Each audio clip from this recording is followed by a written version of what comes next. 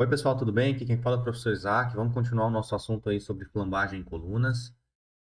Na aula anterior, se você não viu, clique no link aí em cima para acompanhar lá toda a parte teórica que nós falamos. Hoje nós vamos continuar e vamos fazer mais dois problemas.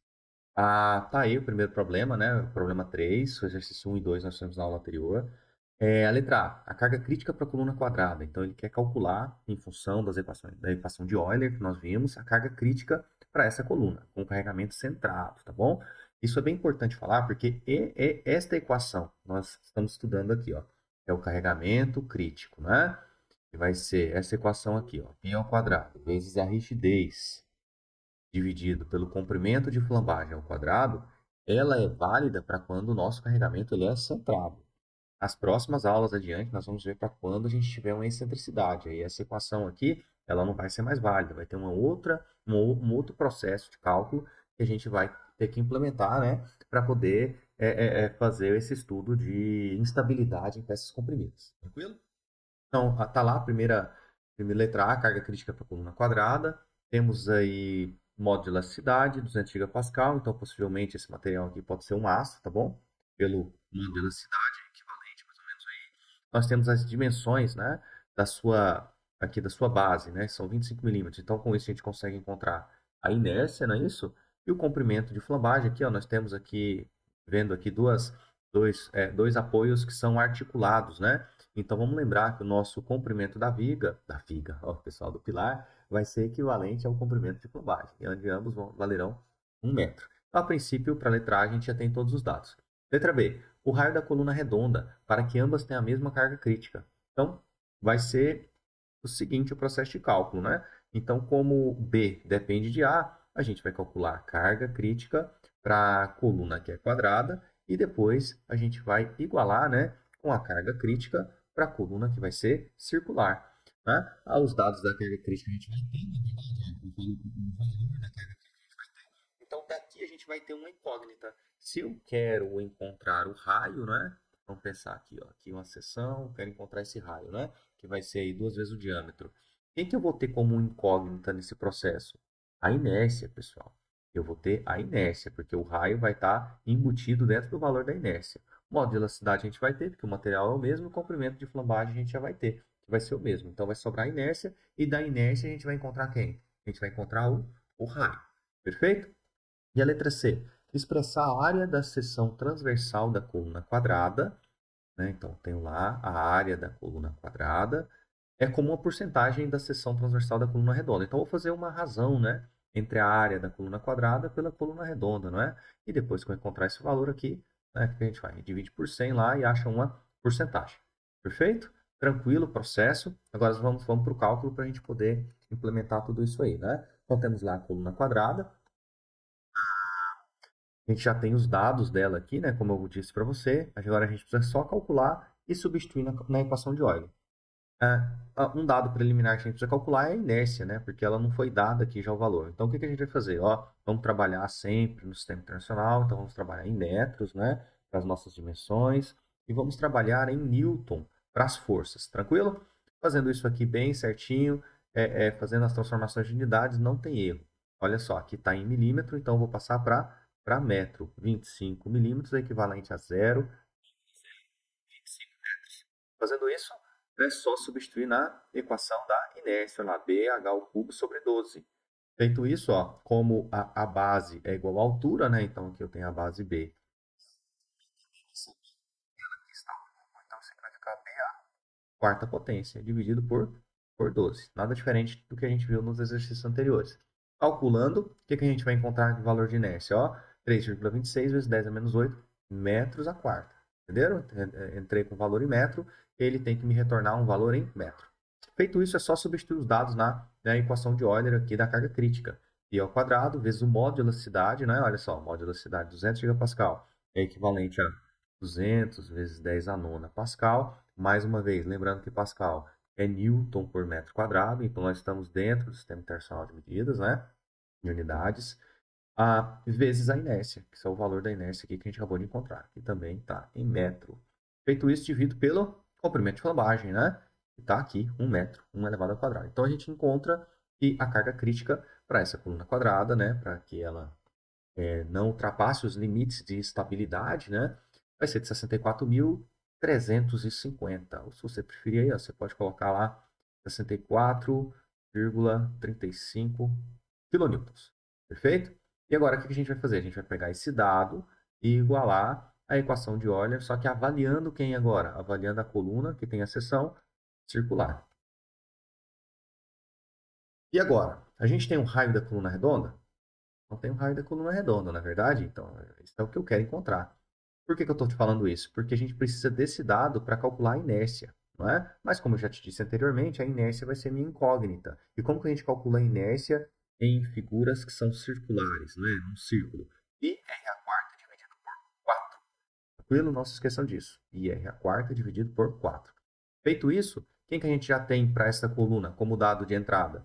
E a carga crítica dela vai ser equivalente à carga da coluna, que é quadrado. Então, a gente vai ter que fazer o quê? A gente vai ter que igualar essas duas equações, encontrar a inércia, e depois que encontrar a inércia, você encontra o raio substituindo na equação da inércia. Perfeito? Então, tá lá. Aqui está a equação de ordem, substituindo os valores. A gente vai ter somente, né, a inércia aqui como incógnita. Então tá lá 64.300 igual a π ao quadrado vezes 200 vezes 10 a nona, né? Isso aqui vai ser ainda é o mesmo material, o módulo de velocidade equivale a 200 gigapascal, é a mesma coisa que 200 o giga, vamos lembrar que é 10 a nona, não é isso? Então, venho, trago esse dado para cá, vezes I, que é quem eu quero encontrar, dividido pelo comprimento de flambagem.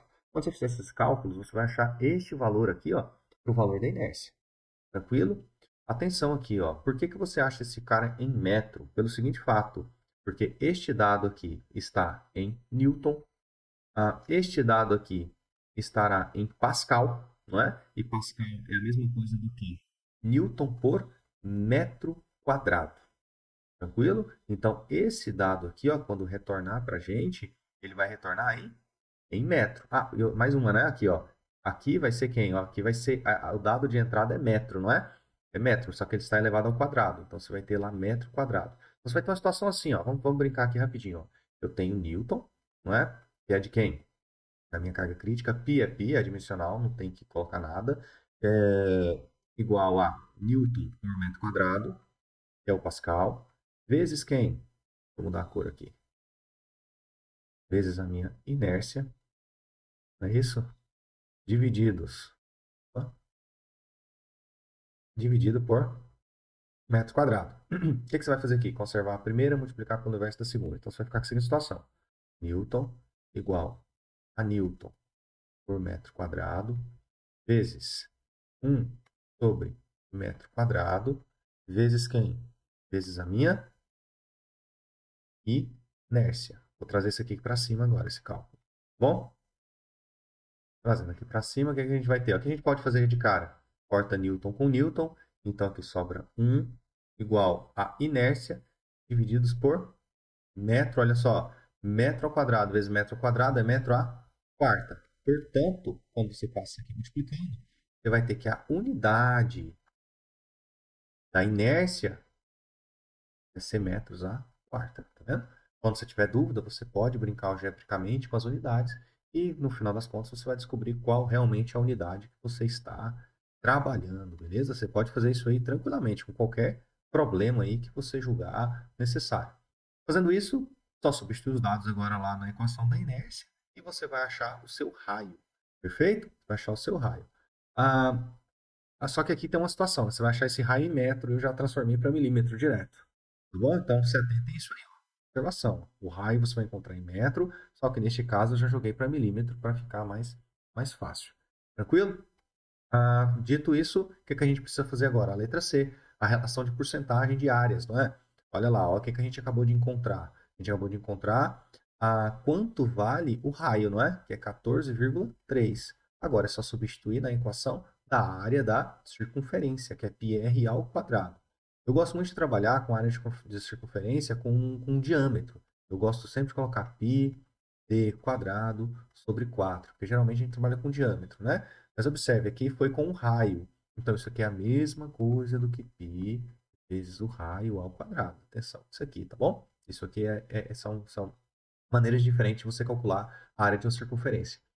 Ah, feito isso, eu quero a razão, não é? do quadrado sobre o circular. Então é só você pegar essas áreas e dividir uma pela outra. Aqui tanto faz, não é? Está em milímetro quadrado ou metro quadrado os dois dados, desde que eles estejam nas mesmas unidades. Porque quando você fizer essa razão, a razão vai ser um valor adimensional, né? Então esse valor adimensional vai ser uma relação, né, de um com o outro. Então eu sei que o quê? Que a área circular ela é um pouco maior do que a área quadrada. Então qual que é a pergunta? Quantos por cento, né?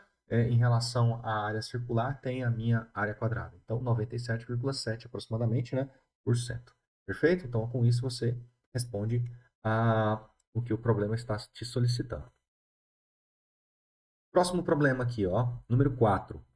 O projeto de uma barra vazada de aço requer área da seção transversal de 1000 milímetros quadrados. Então, aqui ele já te deu a área. Atenção, ele já te deu a área.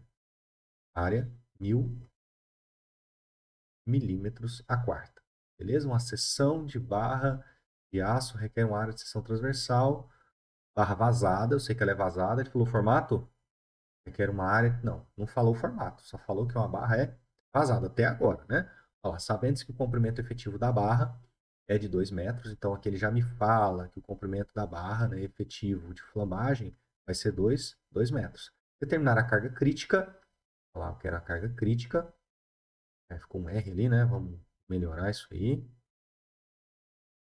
Carga crítica a gente utiliza um P. Carga crítica, né?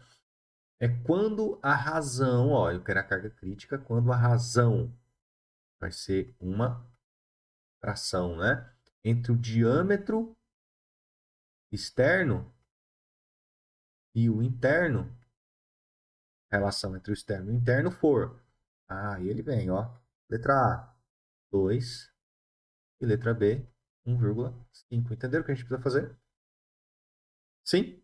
Tranquilo, né? Então vamos para os cálculos aqui. Ah, outra coisa já que ele me dá aqui como dado, né? Adotar o modo de elasticidade e só está definindo o material, né?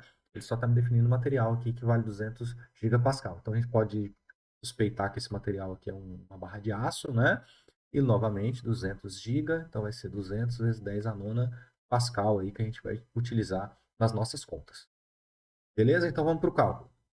Feito isso, ó, eu já sei que a razão do meu diâmetro externo pelo diâmetro interno para a letra A vale 2. Então, o que eu já posso fazer aqui de cara? Eu sei que eu vou usar esse dado logo mais. Porque esse dado aqui que é o que vai definir uma relação de um com o outro, né? Porque se eu achar o diâmetro externo, depois eu jogo nessa equação, acho o diâmetro interno. Ou o contrário, se eu acho o diâmetro interno, jogo nessa relação, acho o diâmetro externo. Tranquilo? Então, se atentem para você não errar a ordem desses caras. Sempre que a gente falar uma razão de um pelo outro, a razão de A para B, você vai colocar o A no numerador e o B no denominador. Uma razão do diâmetro, sei lá, igual ele falou, externo pelo diâmetro interno, o que eu falo primeiro vai estar no numerador, o que eu falo em segundo momento estará no denominador. Não esqueçam isso. E ele sempre vai falar que isso vai ser igual a algum valor. Ou ele vai te pedir isso como resposta, né? Essa razão. Então vamos continuar o dado aqui, ó. Só vamos continuar levantando hipóteses. Tá. E a gente tem a área. Isso a gente já sabe. A área a gente já tem. Que mais que a gente não tem? Por a gente não ter essas dimensões, né? Então, já, assim, até responde uma questão que eu levantei no início do problema, né? Ah, ele não falou qual tipo de seção. Como ele já falou que é diâmetro, a gente já sabe que vai ser circular. Na verdade, ó, tem um diâmetro que é externo e tem um diâmetro que é interno. Tranquilo? Então, essa aqui, digamos, é a minha barra vazada, né? E a área, essa área aqui, ó, foi a que ele me deu já, que equivale a quem? A 1000 milímetros ao quadrado. Perfeito? Tranquilo? Então vamos lá. Feito isso, por que a gente conclui isso, né? Porque ele me falou que é diâmetro. Diâmetro só pode ser uma seção circular. Tranquilo? Olha lá, cálculo da inércia. Cálculo da inércia. Como que a gente vai calcular a inércia? Professor, você acabou de me falar ali que a inércia no exercício anterior era π vezes o raio a quarta dividido por 4. Por que que agora os raios você está me passando uma inércia que é equivalente a π vezes o diâmetro a quarta dividido por 64? Pelo seguinte fato, vamos lembrar, a, o diâmetro não é equivalente a 2 vezes o raio? Sim, se você pegar essas 2 vezes o raio e substituir aqui dentro do diâmetro e você trabalhar com essa equação algebricamente, olha o que que você vai encontrar, ó, π 2r, isso aqui tudo elevado à quarta, dividido por 2 a quarta, né? Então, essa quarta potência eu preciso levar tanto 2 quanto R. Então, vamos pensar. 2 vezes 2 vezes 2 vezes 2. 2 vezes 4, 2 vezes 2, 4. 4 vezes 2, 8. 8 vezes 2, 16. Não é isso? Então, vai ficar assim, ó. Π vezes 16 R a quarta, igual tá aqui. Dividido por 64. Aí, quando você fizer essa relação, essa simplificação, aqui eu devo estar na frente do cálculo, né? Com certeza, né? Estou fazendo o cálculo e estou na frente. Então vai ficar assim, ó, I igual a π 16 R a quarta divididos por 64. Quando você simplificar esses dois caras, você vai cair que a inércia vai ser I, que vai ser igual a π vezes R a quarta divididos por 4. Que é o valor que a gente encontrou no exercício anterior. Perfeito. Então, vamos voltar aqui para a gente entender como que a gente vai fazer esse processo de cálculo aqui, tá bom? Agora, eu tenho que pensar na seguinte situação. Eu tenho uma peça que é vazada.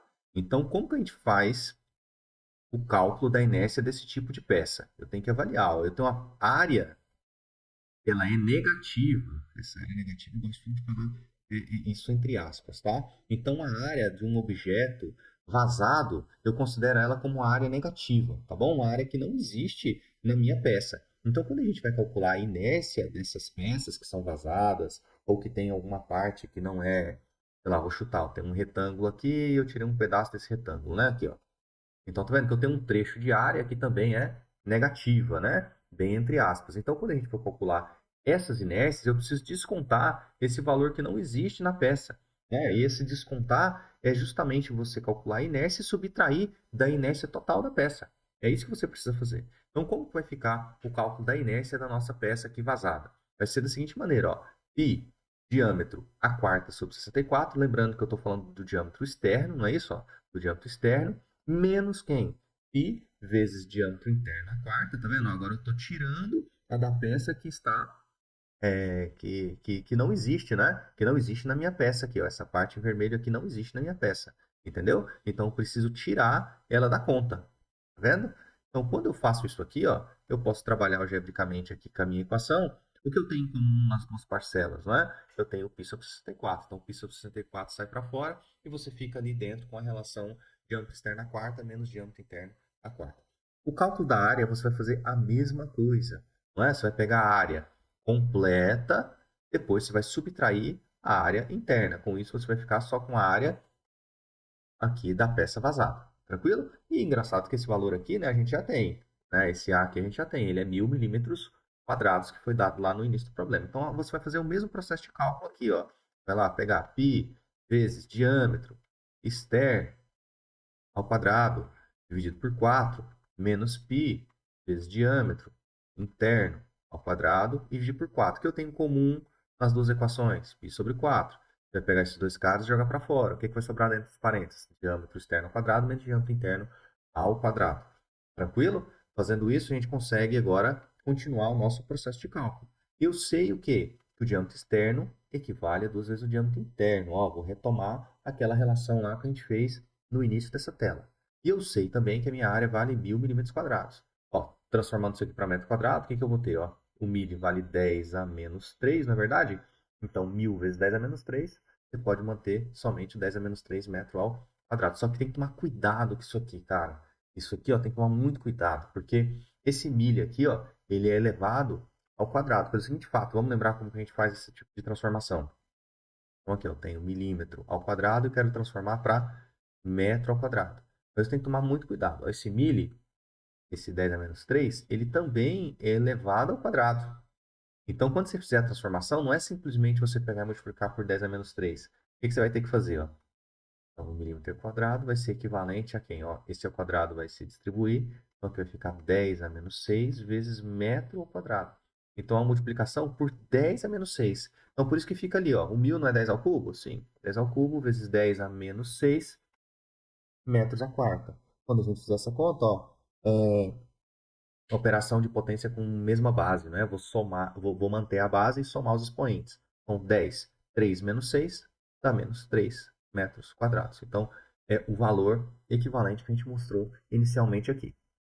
O que mais aqui que a gente pode citar aqui para a gente desenvolver o problema? Outra coisa. Aqui a gente vai fazer a transformação, tá vendo? Ó, eu sei que o diâmetro externo é igual a 2 vezes o diâmetro interno. Então, você já pega e substitui isso aqui.